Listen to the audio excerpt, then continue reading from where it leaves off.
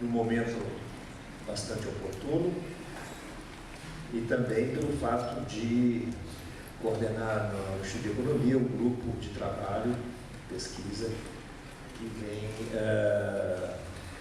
se dedicando a parte do seu tempo no estudo da gestão da água. Temos um projeto em vias de ser analisado pela FAPESP, que trata da bacia do Rio Jundiaí.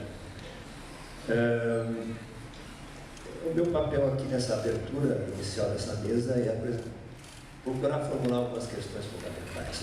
Inicialmente, é preciso considerar a situação peculiar da nossa região. Se nós olharmos a geografia da região, no quadrilátero que vai de Campinas, Sorocaba, Santos, São José dos Campos, com a Grande São Paulo no meio, nós temos uma população de cerca de quase 30 milhões de habitantes. Quase 30 milhões de habitantes.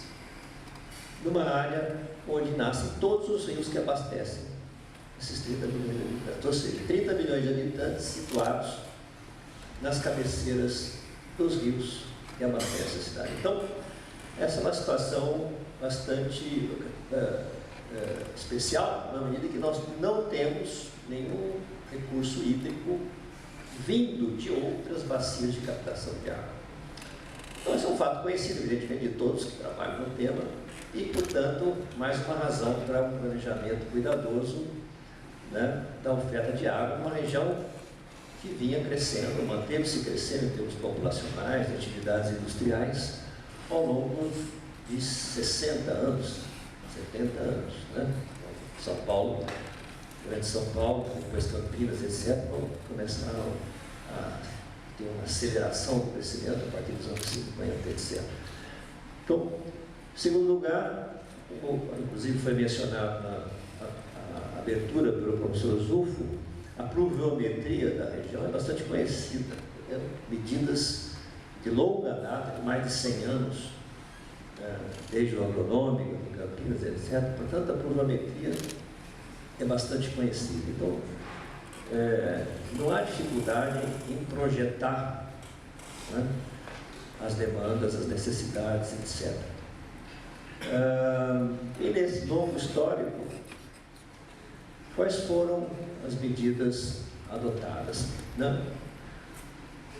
Diria que a grande ênfase no abastecimento de água na região foi a construção de sistemas de reserva, de acumulação de água, barragens, o que está obviamente necessário. E o último grande sistema foi a Cantareira nos anos 70. Né? Alguma coisa nova foi construída, no Alto Tietê, mas basicamente o grande sistema foi construído nos anos 70, ou seja, 40 anos atrás. Né? Então, de lá para cá, praticamente nada mais foi feito de significativo, embora já houvesse projeções de necessidades de construção de novas barragens, incluindo aqui na região de Campinas, a barragem do rio Jaguari na altura de Pedreira, no município de Pedreira, a barragem do Camanducaia, né, no município de Amparo, uma barragem no afluente de Jundiaí e Itupeva, enfim, nada foi feito. Outras medidas, além do barramento e acúmulo de água superficial, que eram bastante previsíveis, conhecidas, sabidas, incluíam a redução das perdas no sistema, incluíam tratamento de água, reuso, redução da poluição. A poluição dos cursos d'água, evidentemente, reduz a oferta de água, né? Então, reduzir a poluição dos cursos d'água significa aumentar a oferta de água, né? E, finalmente, talvez o mais negligenciado, não é mais negligenciado nas medidas, tem a ver com o uso e ocupação adequado do solo, né? Uma coisa importante, algo importante para a disponibilidade de água, em quantidade e qualidade, é a infiltração de água no solo. Quanto mais se infiltra água no solo, maior a disponibilidade de água no período seco, inclusive para manter o nível dos reservatórios, como também a qualidade da água, uma vez que maior infiltração implica menor aporte de resíduos sólidos para os cursos d'água, portanto, menor poluição, menores custos de tratamento, etc. Nessa última área de medidas, absolutamente nada foi feito.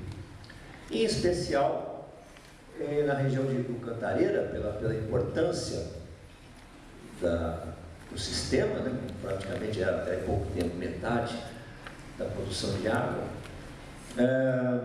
há anos e anos se sabe que o manejo adequado, o uso e ocupação do solo é importante, até porque um dos municípios que compõem a região da Cantareira, o município de Extrema, em Minas Gerais, há muitos anos iniciou um sistema de pagamentos por serviços ambientais visando uma readequação do uso do solo, aumentando a floresta, etc. De certa maneira não, o município de Extrema está subsidiando a água para São Paulo, porque eles mesmos estão pagando o serviço, quando na verdade quem deveria pagar são os consumidores de água de São Paulo. Mas enfim, uma iniciativa pioneira, muito interessante, que vem se mantendo ao longo dos anos e, de certa maneira, inspirada, não sei se diretamente inspirada, mas certamente uma iniciativa que teve reforço com a experiência de Nova York. Bom, Nova York se abastece de uma bacia similar, no sentido similar ali em Cantareira, que é Catskills Mountains, e há muitos anos a Prefeitura de Nova York iniciou um programa de pagamentos por serviços ambientais, pioneiro, faz uma propaganda grande dessa iniciativa, até hoje, há anos. Esse sistema em Nova York foi objeto de mais de um globo rural. Mais de um globo rural foi feito em torno dessa experiência de Nova York. Então, são coisas extremamente conhecidas, bem-sucedidas, e absolutamente nada foi feito em São Paulo sobre isso. Nada. Nada. A não ser pilotos, alguma coisa assim. Bem, então esse é o cenário. Um cenário em que as medidas de produção de água para aumentar a qualidade e a oferta de água, a quantidade, até hoje basicamente se concentraram em acumulação de água e assim mesmo os investimentos praticamente cessaram a partir dos anos 70. Nesse sentido, quando recentemente numa entrevista na televisão o professor Goldenberg, parafraseando Garcia Marques, disse para William Vac que vivemos a crônica de uma crise anunciada. Essas são as palavras do professor Goldenberg. Esta é a crônica de uma crise anunciada. Todo mundo sabia que isto ia acontecer. Palavras do professor José Goldenberg. E, para minha surpresa, no final do programa, se todo mundo sabia, por que não se fez nada? Quem foram os responsáveis por essa gestão? No final, surgiu um nome de uma pessoa chamada Senhora Falta de Planejamento. Senhora Falta de Planejamento. Esse é o responsável pela situação, uma senhora chamada Falta de Planejamento. Isso realmente me surpreende, né? Como é que podemos aceitar simplesmente isso? A senhora Falta de Planejamento. Não há responsáveis. Não há responsáveis. Então, a questão mais fundamental é essa. Como entender esse processo de governança hídrica, né? Às vésperas da crise, praticamente 1 ou 2 anos antes, a Sabesp estava vigorosamente promovendo a venda de água do sistema Cantareira para grandes consumidores, inclusive estimulando grandes consumidores a deixar de captar água de subterrânea para comprar água da montaria, sabendo que o sistema estava sendo fragilizado, né? Então, essa é uma questão surpreendente, eu acho, né?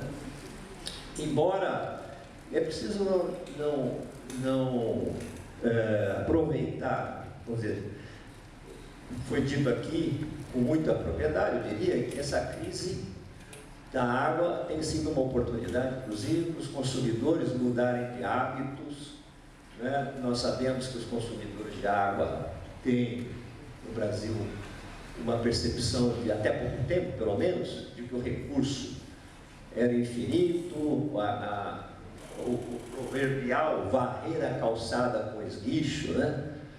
Varrer a calçada com esguicho, tudo isso eram hábitos que espero que mudem com essa crise. Ou seja, tem um lado positivo de que a responsabilidade do consumidor no uso mais racional de água, né, possa ganhar raízes com essa crise e efetivamente nós, consumidores de água, contribuirmos, né, para a solução do problema, sendo mais racionais, etc. Mas isso não deve ofuscar o fato de que existe aí uma falha tremenda de governança dos recursos hídricos que tem que ser, não pode ser esquecida, não pode ser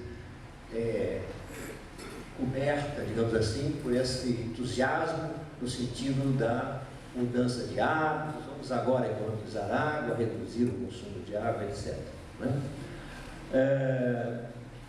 O sistema, até onde eu pude me informar, ao longo do evento, os senhores vão ter informações muito mais detalhadas sobre como a situação está evoluindo, etc. Então, eu vou apenas dizer que me parece que os próximos palestrantes poderão responder isso, mas me parece que a segurança hídrica necessária para essa região de 30 milhões de habitantes, quase, que deveria estar no horizonte de planejamento, vai demorar cerca de 10 anos para ser atingida novamente. Então, deixo com uma pergunta. Para os próximos especialistas que vão falar, é verdade que nós demoraremos 10 anos para ter a segurança hídrica que tivemos, talvez, há 30, 40 anos atrás? Ou seja, nos próximos 10 anos, viveremos uma situação de insegurança hídrica. E as palavras do professor Zufo são inquietantes, porque parece que vamos entrar, ou estaremos entrando num período novamente de redução, né, de chuvas. Nós não sabemos bem porque há fenômenos novos também ocorrendo, né?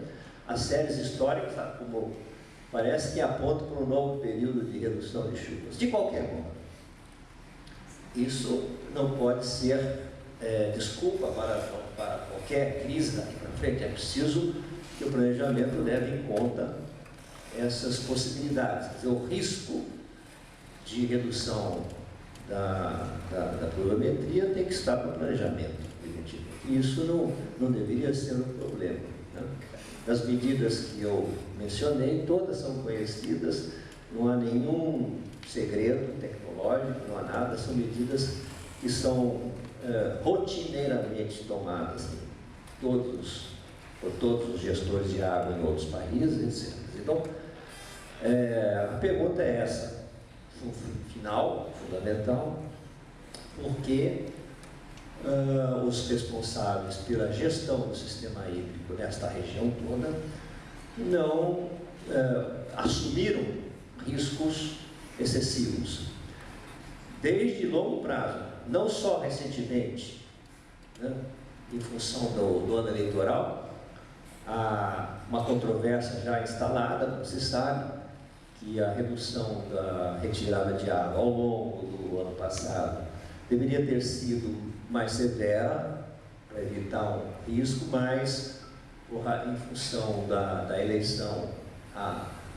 se evitou uma medida mais severa de racionamento, etc.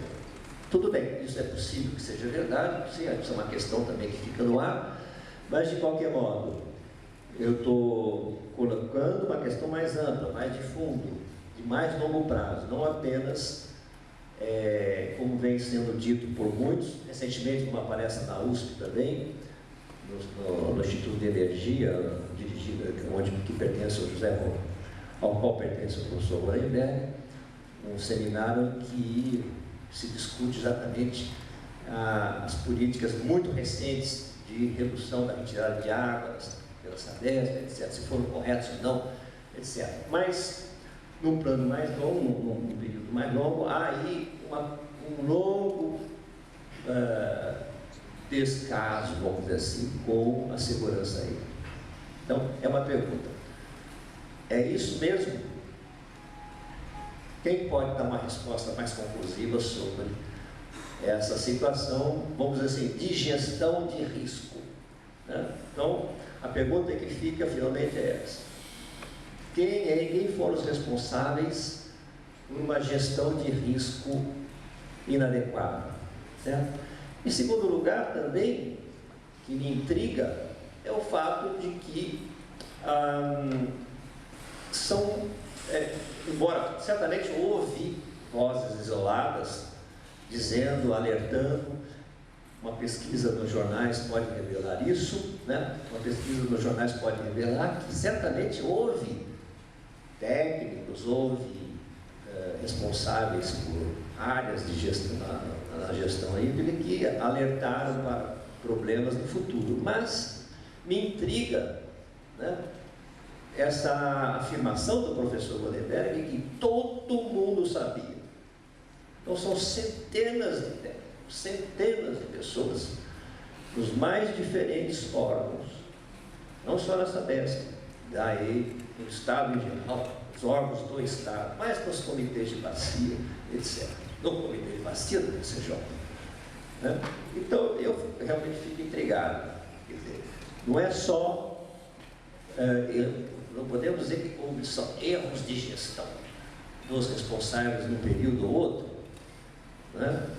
Mas essa crônica da crise anunciada envolve